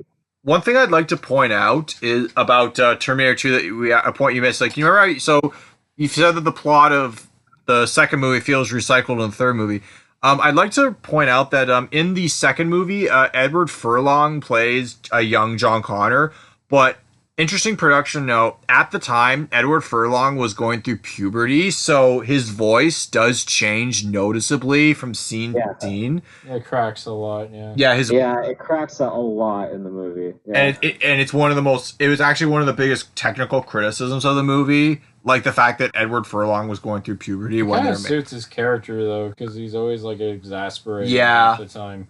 It's a very... And he was supposed to come back to reprise his role for Terminator 3, but he was kind of going through some drug issues, and they couldn't really get him back. So they got I forget Nick his name. Stahl. Sin City. Yeah, what? Nick Stahl. Yeah, Nick Stahl. He's the only movie I know him from is Sin City. Oh, okay. Yeah, and he's like, John Connor's trying to stay off the grid in this movie, and he falls for this Claire Danes' character, Catherine Brewster. Yeah. Who apparently becomes like a bigger role in like the Resistance era when she's like the leader, and actually she's the one that sent that Arnold Terminator back to protect them. But the whole movie, again, like, it has a bad sense of humor, and the TX in this movie, which is Christina Loken, and clearly it's just a way of trying to be like, oh, wouldn't it be, sexy and cool to have like a woman Terminator? But honestly, the sex appeal in this movie has dated so horribly. It really has. So horribly. And she's not even that cool. And to give the movie some credit, Arnold is kind of funny and likable at some points. There's some good lines from him. Yeah. Like, there's one part where John Connor and Catherine Brewster are just like talking after like, a lot of heavy shit's been happening to their characters, and they have like a moment, like a light moment, and then the Terminator just goes, "Your levity is good. It reveals tension and the fear of death." I mean, like, okay, that's kind of funny. As the Terminator, to be honest. Yeah. But here's an interesting thing about Terminator 3. It has an ending that works very well. Yes. Yeah. The idea that, like, there's nothing we could have done about Judgment Day. There's, like, it is inevitable. We can't do anything about it. John Connor has to just embrace his destiny as a leader instead of running from it. And just the beautiful score at the end of the movie, because the movie just has a really bad score up until the very end, where it's actually like very tragic and emotional, and like seeing the bombs drop and like the devastation. Like, it's an ending that kind of made me go, okay, as bad as this was, I kind of liked it. It's kind of like another analogy. It's like someone just beat the absolute shit out of me, and then they take me to the hospital and say, "Save this guy's life, please save his life." Like, okay, what was the point of that then? You just literally put me through torture, but then you kind of saved me at the end. Wow. I kind of see that, yeah. Yeah. Terminator 3 is far from unwatchable, but yeah, it pales compared to the other two. Yeah. It just feels so pointless. Like it cheats the mythology. Like yeah, as you said, Judgment Day is inevitable. Like Yeah, that I don't came know. kind of lazy. It just yeah. But Bringing it flash forward to this pointless. summer. Yeah. Sorry, what?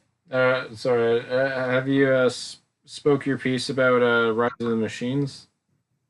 Yeah. Well, I know. Do you guys have anything to say about it, or? I haven't. I've only seen like bits and pieces of Terminator 3. I know they had the sexy female Terminator, and that's kind of all. That's really it. Well, here's the thing. Like, this movie is sort of like the Alien 3 of this franchise, where it is a bland waste of potential. And that is in 2009, Terminator Salvation hits the theater. 2009. That's a long wait. During a summer where a lot of films were affected by the writer's strike at the time, where a lot of films really had to just cram into production without a complete script, and it really shows in hindsight a lot of films back then. Like, I mean, we'll get into Revenge of the Fallen later on. Oh God, Cody! Don't remind me. X-Men Origins Wolverine, and even Abrams' Star Trek also was affected as well. May not have hurt as bad as the other movies because it was still competent, but anyways, Terminator Salvation is like almost a departure from the formula of Terminator, the Terminator movies, because this time it takes place during the war.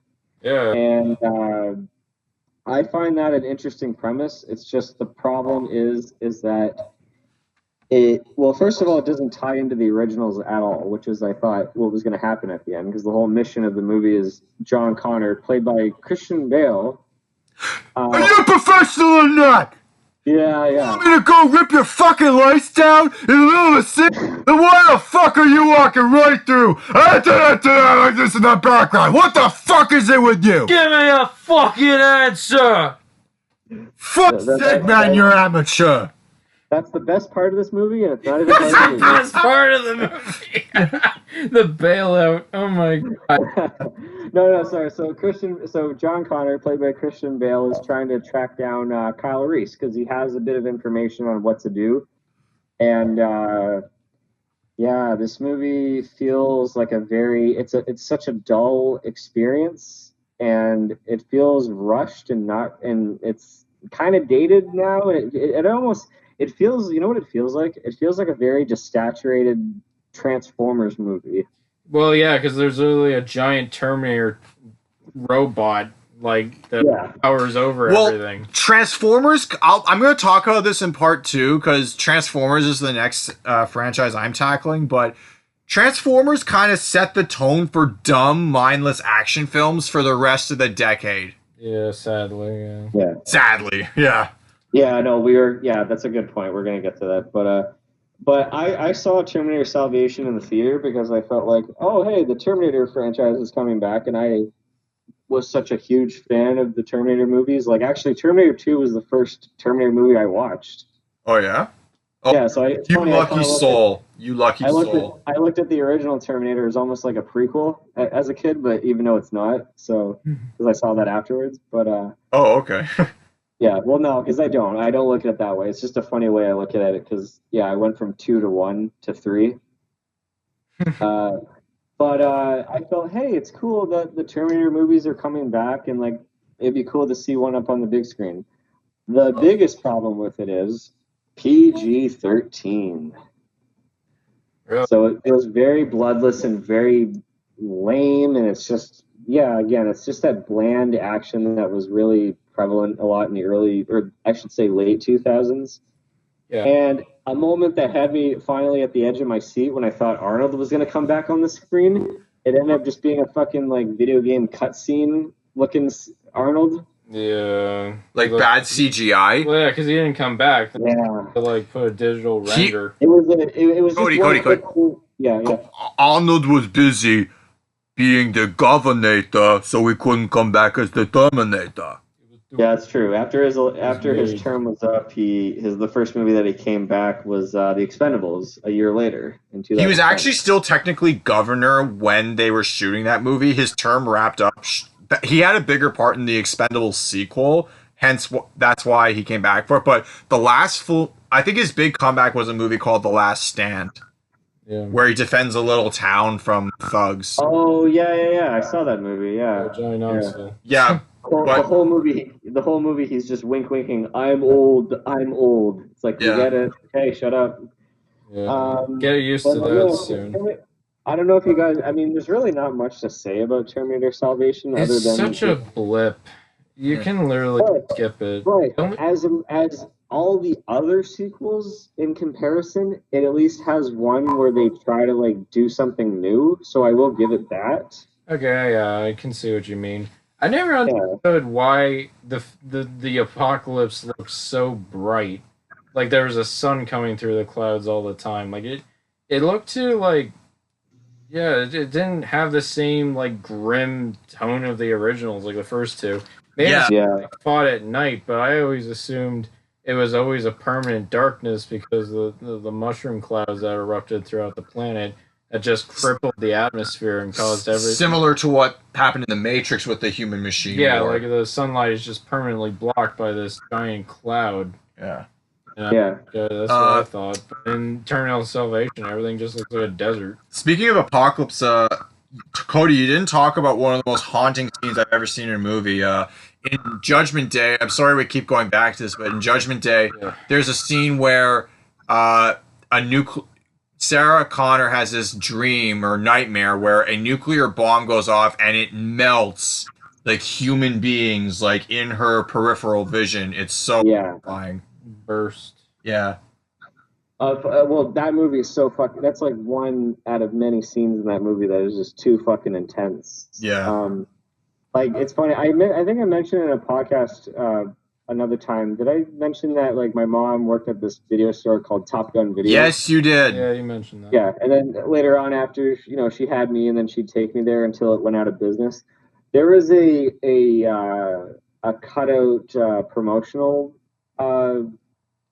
advertisement for Terminator 2 that was still around in the store when I was born. And I remember it being like very sun damaged. It was very old, but I just remember looking at it like Arnold on the bike, and you just see like his eye red through the glasses. I'm just like, holy God, this looks like the coolest fucking thing I've ever seen, right? And eventually I found that movie. I mean, I was so young, but like I remember finding that movie actually like in the aisle and looking on the back of it, and remember thinking, it's rated R. Like I'm not allowed to watch rated R movies. And eventually my mom would show me bits and pieces of it, and I just thought it was so enticing and awesome hearing a kid, John Connor, saying shit and fuck and damn. I'm just like, oh, this is so enticing. This is so cool. Yeah. Yeah. And just how violent and intense that movie was. Like I probably watched that movie a little too young, but I think my mom felt like because of the kind of sense of humor that the movie had sprinkled throughout, she probably thought it was okay, which I in hindsight think it was okay, Yeah. But a side note that I find funny, do you know what I thought rated R meant as a kid? What did you think it mean? What did you think it meant? Rated real. Yeah.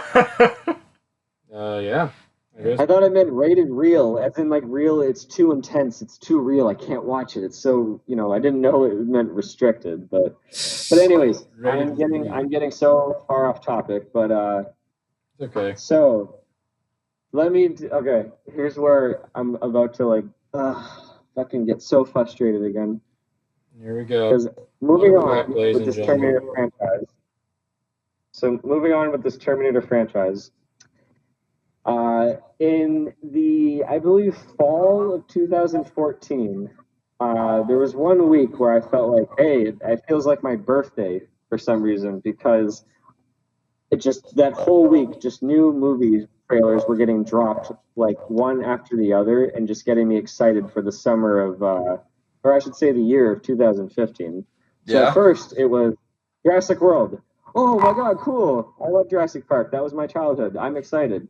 And then The Force Awakens. Oh my god, I love Star Wars. I want to, this is gonna be great. I'm so fucking excited for this movie.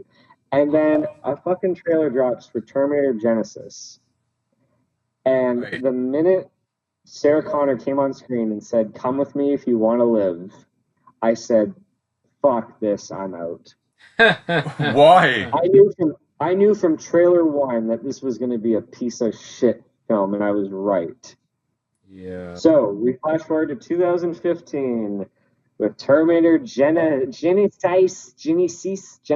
however you want to pronounce it. Spelling things wrong is cool, guys. Yeah. And this is the movie that killed the franchise for me. Yeah. I mean, I don't want to even begin to talk about the plot of this movie because it is the most confusing, most convoluted timeline I can think of. So basically what they do is that they erase the events of the first two Terminator films. Yeah. And they have Arnold back. They have like the worst fucking casting in this movie. Jai Courtney as Kyle Reese does not resemble Michael Biehn at all. Fuck, even Anthony Yelchin was a better Kyle Reese. Yeah, and that's one of the last big, major blockbusters he did. No, I know. Star Trek Beyond was the last major blockbuster he did. Yeah. I know it wasn't his last movie, but Yeah. Terminator. No, was actually pretty early. This little film called Thoroughbreds was Anton's last movie. Yeah, we saw that recently. Our buddy Assad showed it to us, and it was really good. Yeah, it was great. Yeah, that's a good one. But yeah, Jai Courtney is a piss poor Kyle Reese. Oh, we're going to talk more about Jai Courtney with your next franchise, Lyle. I'm going to talk about him later, yes. But even Emilia Clarke, as just visually, Emilia Clarke looks like she would be a fitting Sarah Connor. Yeah, she's not bad.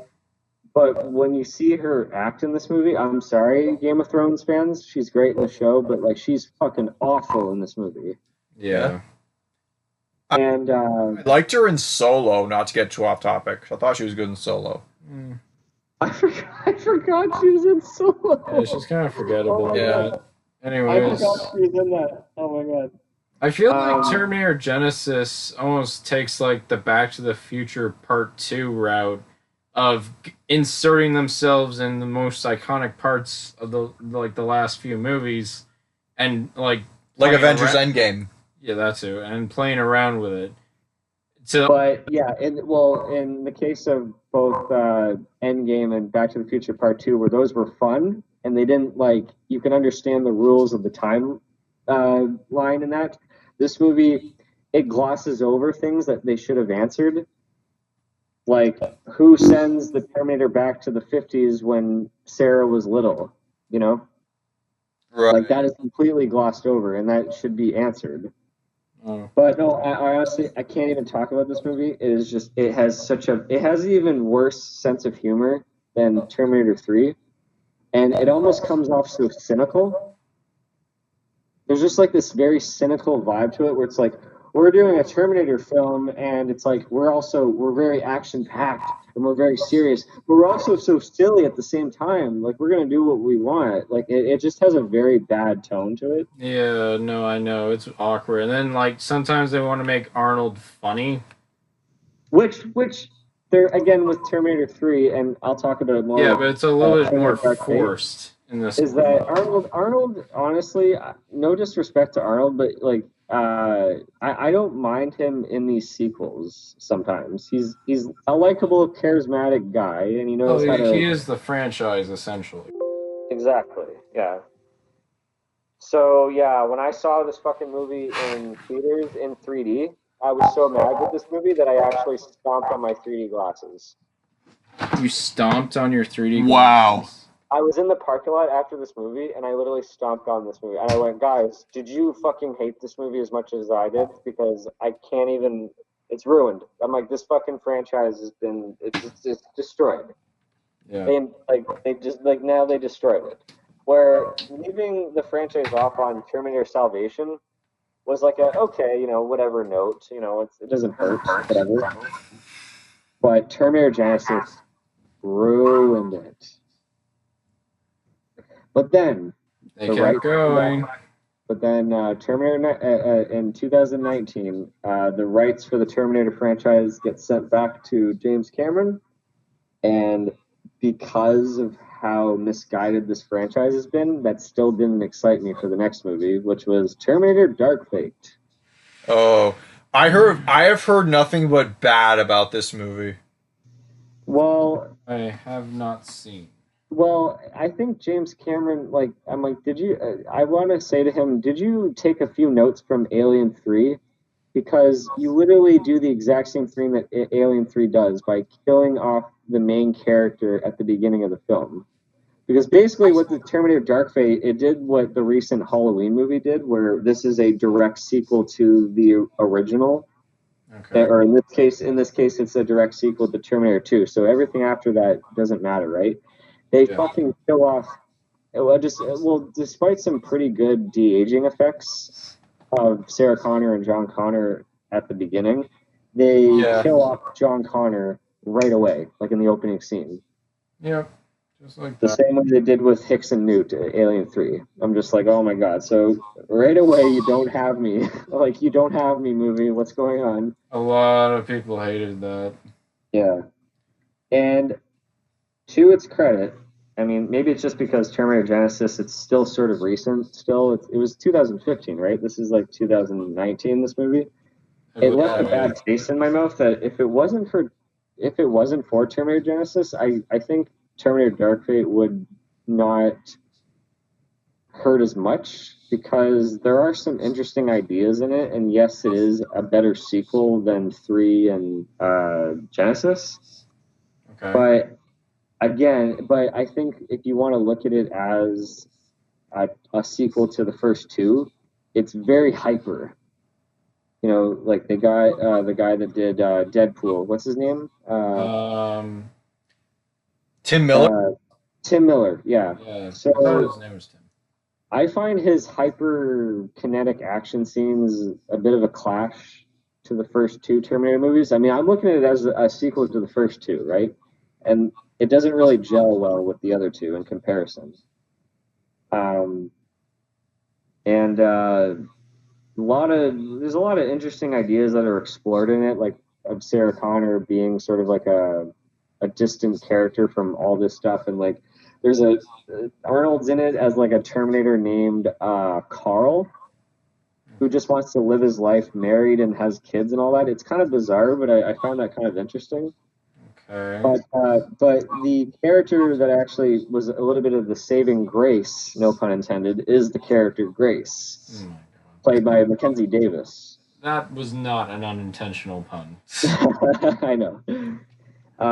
She's sort of the diamond in the rough in this movie. She's like the protector, kind of like, she's like a Terminator, but she's like a human that has So Terminator abilities. okay, so she's a cyborg. Yeah, but it's not necessarily a Terminator, but she has like cyborg abilities. But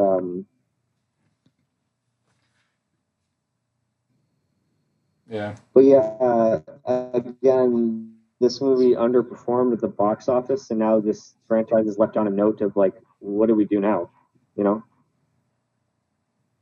So yeah, in conclusion, I just say you gotta watch T1 and T2, and that's it.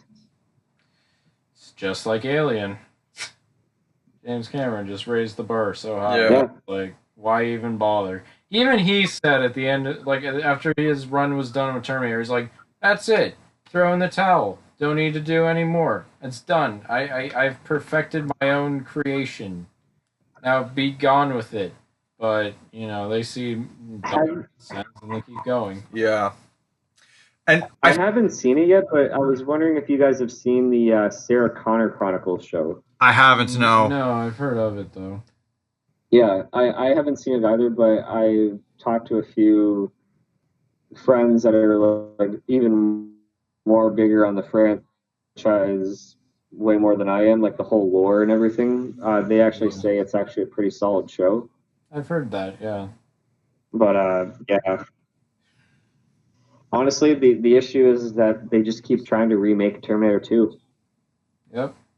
They got if they want to continue this franchise and keep it fresh, just stop going back in time and having a Terminator and a Protector. That's it. Just stop doing that. Do you think they different need to things. do you think it's kind of like Star Wars, how they have to stop focusing on the same group of people, Skywalkers? Do you think they need to stop focusing on the Connors so much and just do something else? Well, that's actually a big problem. I feel like a lot of Hollywood has with a lot of the classic franchises is that they feel like nostalgia baiting every single element of what made the original films great is what sells. But what they don't realize is that you have to innovate, you have to push the story further. You just can't keep going back and referencing old things that were in the new movies over and over again. You just gotta try something new. That's why I feel like I should save this for the Star Wars episode, but I feel like the Star Wars prequels were ahead of their time. I really do, because like they didn't rely on nostalgia for the original trilogy. They were their own complete things. People didn't like them at the time, but now there's a growing appreciation for them, and that's all I'm gonna say. We're gonna talk more about that in the Star Wars episode. Yeah. Yeah. Well, is that a wrap on our first three franchises for the night, boys? That's part 1 coming to a close. Stay tuned for part 2, coming soon to a YouTube near you, I hope no one, so to speak.